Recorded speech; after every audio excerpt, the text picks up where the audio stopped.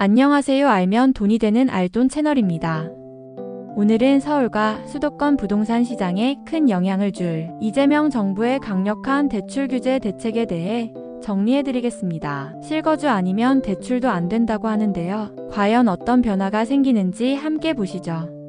요즘 서울 아파트값 다시 오르고 있다는 뉴스 많이 보셨죠? 정부가 결국 대출 규제를 다시 강화하기로 했습니다. 특히 수도권 집값 과열이 심해지자 강한 제동을 건 건데요. 이번 대책은 단순한 조치가 아닙니다. 내일부터 수도권에서 집을 살 때 주택담보대출은 최대 6억 원까지만 받을 수 있습니다. 그리고 실거주 목적이 아니면 대출은 아예 안 됩니다. 이제는 집을 사면 반드시 6개월 안에 들어가서 살아야 합니다. 전에는 강남이나 용산 같은 일부 지역에만 적용되던 규제였지만 이제 수도권 전체로 확대됩니다. 그리고 전세를 끼고 집을 사는 갭투자 방식, 조건부 전세대출도 전면 금지됩니다. 주담대 만기는 30년 이내로 줄어듭니다. 신용대출도 연소득 이내까지만 허용됩니다. 전세대출 보증 비율은 기존 90%에서 80%로 낮아집니다. 이런 규제로 대출 가능 금액은 전체적으로 줄어들게 되고 정부는 올해 하반기 대출 규모를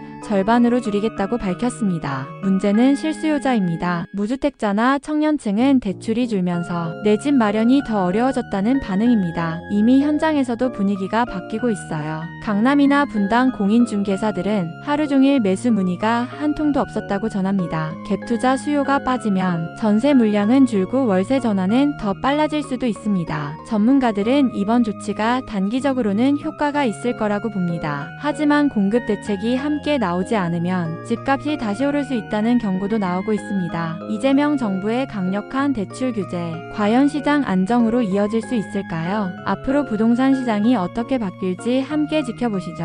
오늘도 시청해주셔서 대단히 고맙습니다. 다음 시간에는 현 부동산 정책에 우리는 어떻게 대응할 것인가에 대한 영상을 준비하겠습니다. 구독과 좋아요, 알람 설정 꼭 부탁드립니다.